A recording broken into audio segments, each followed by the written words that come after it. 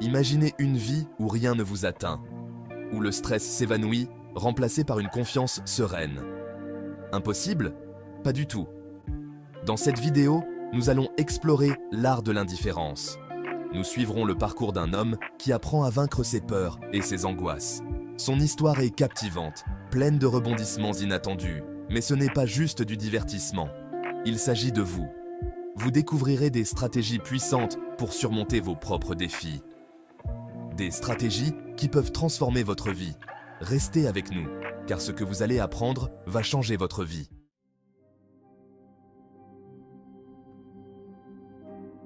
Voici John, un homme ordinaire avec un rêve extraordinaire. Il aspirait à une vie sans soucis, une vie où les défis étaient accueillis avec un haussement d'épaule et un sourire. John aspirait au pouvoir de l'indifférence, mais cela semblait impossible. Il était prisonnier de ses propres angoisses, constamment aux prises avec le doute et la peur. Sa plus grande peur? Parler en public. La simple pensée le faisait frissonner. Son cœur s'emballait, ses paumes transpiraient et sa voix tremblait.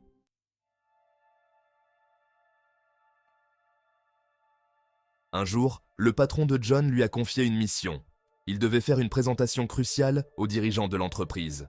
Une présentation qui pouvait faire ou défaire sa carrière. Le cœur de John s'est serré. C'était son pire cauchemar. Il ne pouvait plus manger, il ne pouvait plus dormir, il pouvait à peine fonctionner. Le poids de la présentation l'écrasait, menaçant de l'anéantir. Il savait qu'il devait le faire. Il ne pouvait plus laisser la peur contrôler sa vie. Il devait trouver un moyen d'affronter sa peur, d'embrasser l'indifférence.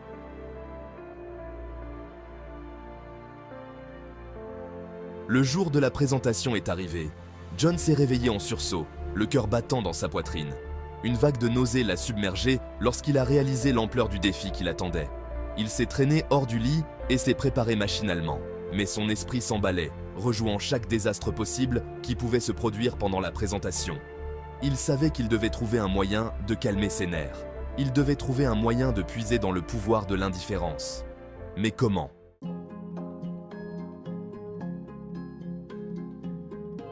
Désespéré, John s'est tourné vers le seul endroit où il savait pouvoir trouver du réconfort. Internet. Il a tapé comment être indifférent, ses doigts tremblants d'impatience. D'innombrables articles et sites web de développement personnel ont inondé son écran, chacun promettant le secret pour atteindre un état d'esprit imperturbable. Il les a parcourus frénétiquement, son espoir diminuant à chaque page. La plupart des conseils semblaient superficiels et inutiles. « Ne vous souciez de rien », proclamait-il, comme si c'était aussi simple. John savait que ce n'était pas si facile. Sa peur était profondément enracinée, une partie de lui aussi loin qu'il se souvienne.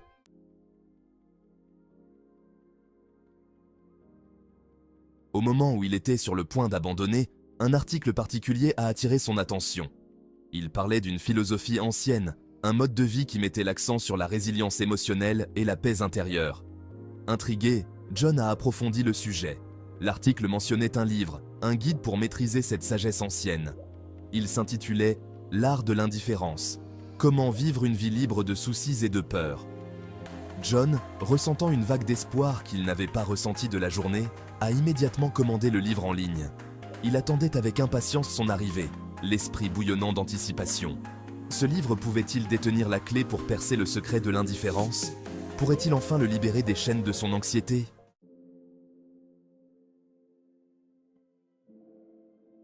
Le livre est arrivé 2 jours plus tard.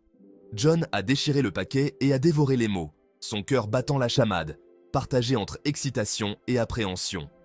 Le livre présentait un concept radical. La véritable indifférence ne consistait pas à ne pas se soucier du tout. Il s'agissait de choisir ce qui comptait et de laisser aller ce qui ne comptait pas. Il s'agissait de se concentrer sur ce qu'on pouvait contrôler et d'accepter ce qu'on ne pouvait pas contrôler. Une lueur d'espoir s'est allumée en John. Il a réalisé que sa peur de parler en public provenait de son besoin de tout contrôler, de plaire à tout le monde. Le livre l'exhortait à abandonner ce besoin, à accepter la possibilité de l'imperfection, à accepter qu'il ne pouvait pas contrôler le résultat, mais seulement ses propres actions.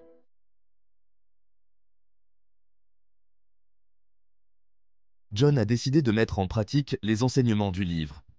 Il a commencé petit, en choisissant consciemment de laisser aller les petites angoisses qui le rongeaient au quotidien.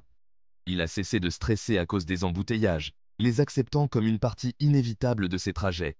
Il a cessé de se soucier de ce que les autres pensaient de lui, se concentrant plutôt sur le fait d'être fidèle à lui-même. Ces petits actes d'indifférence, bien que apparemment insignifiants, ont commencé à faire tomber le mur d'anxiété qui le confinait depuis si longtemps. Il a commencé à ressentir un sentiment de libération, une liberté retrouvée par rapport aux chaînes de son propre esprit. La présentation occupait toujours une place importante dans son esprit, mais la peur avait perdu de son emprise. Il a réalisé que le pire scénario, une présentation désastreuse, ne serait pas la fin du monde. Cela ne le définirait pas.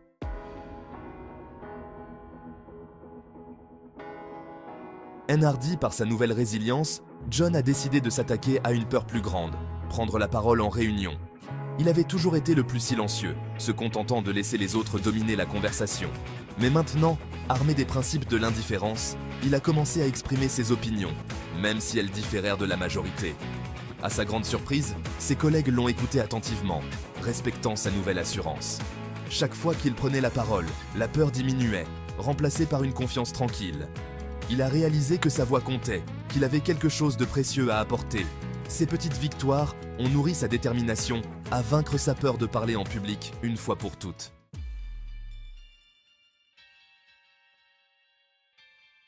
Au moment où John commençait à se sentir vraiment en contrôle, un imprévu s'est produit. Son patron l'a informé que la présentation avait été avancée. Elle était maintenant prévue pour la semaine suivante. La réaction initiale de John a été la panique. Tous les progrès qu'il avait réalisés, tous les outils qu'il avait acquis, semblaient s'évaporer en un instant.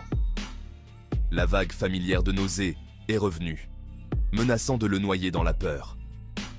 Il s'est réfugié à son bureau, le poids de la présentation imminente l'écrasant. Il a repris l'art de l'indifférence, cherchant désespérément du réconfort dans ses pages.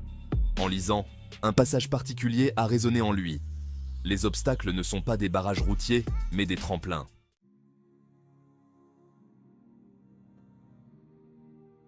John a réalisé la vérité de ces mots. Ce changement inattendu n'était pas un revers, mais une opportunité. Une opportunité de mettre sa nouvelle indifférence à l'épreuve ultime. Il a pris une grande inspiration et a pris une décision. Il ne laisserait plus la peur le contrôler. Il allait relever ce défi, non pas avec appréhension, mais avec une détermination calme. Il savait qu'il ne pouvait pas effacer complètement sa peur, mais il pouvait choisir de ne pas la laisser le paralyser. Il allait se préparer du mieux qu'il pouvait, et ensuite, il laisserait aller le résultat. Il s'est rappelé que sa valeur en tant que personne n'était pas liée à cette présentation. Sa valeur venait de l'intérieur, de son caractère et de son intégrité. Le résultat de la présentation ne changerait rien à cela.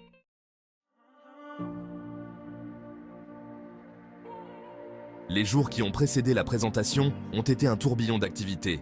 John s'est plongé dans ses notes, répétant son discours d'innombrables fois. Il s'est entraîné devant le miroir, visualisant une version confiante et posée de lui-même. Mais cette fois, il y avait une différence. La peur était toujours là, tapie dans l'ombre, mais elle ne le tenait plus captif. Il avait entrevu un chemin au-delà de la peur, un chemin pavé d'indifférence. Il a réalisé que la clé de l'indifférence n'était pas de supprimer ses émotions, mais de les reconnaître et de les laisser passer. Il s'est autorisé à ressentir la peur, à reconnaître sa présence, mais il a refusé de la laisser dicter ses actions. Il avait fait le travail, il était prêt, et il était maintenant temps de se faire confiance et d'accepter le résultat, quel qu'il soit.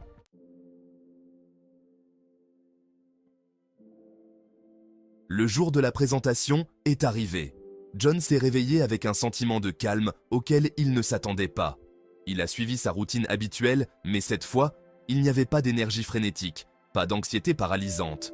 Il est arrivé au bureau et pouvait sentir le poids de la présentation imminente dans l'air. Ses collègues lui ont offert des paroles d'encouragement, mais il pouvait sentir leur anxiété sous-jacente. En entrant dans la salle de présentation, il a été surpris par ce qu'il a vu. Ce n'était pas l'espace intimidant qu'il avait imaginé. C'était juste une salle, remplie de gens, tout comme lui. Il a pris place au pupitre, et en regardant les visages attentifs, un étrange sentiment de paix l'a envahi. La peur était toujours là, mais elle était gérable, presque insignifiante.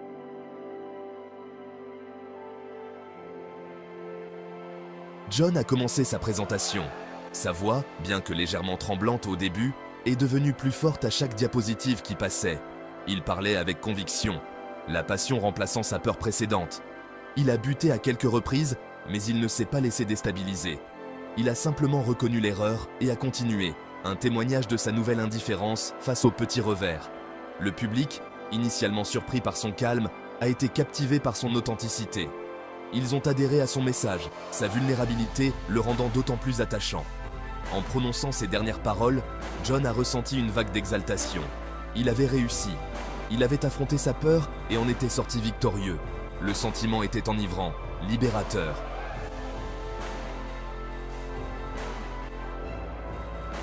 La présentation a été un succès retentissant. Les collègues et les supérieurs de John l'ont couvert d'éloges, louant sa confiance et sa clarté. Mais la véritable récompense était la transformation intérieure qu'il avait vécue. John avait découvert le pouvoir de l'indifférence, non pas comme une forme d'apathie, mais comme un bouclier contre les effets paralysants de la peur et de l'inquiétude. Il a appris à se concentrer sur ce qui comptait vraiment, en abandonnant le besoin de tout contrôler. Il a réalisé que la vie était trop courte pour être prise en otage par des angoisses. Il y aurait toujours des défis, mais il possédait désormais les outils pour les affronter avec grâce et résilience. Le parcours de John lui a appris que l'indifférence ne consistait pas à devenir froid ou insensible. Il s'agissait de choisir la paix intérieure plutôt que la souffrance inutile. Il s'agissait de vivre une vie guidée par un but et non dictée par la peur.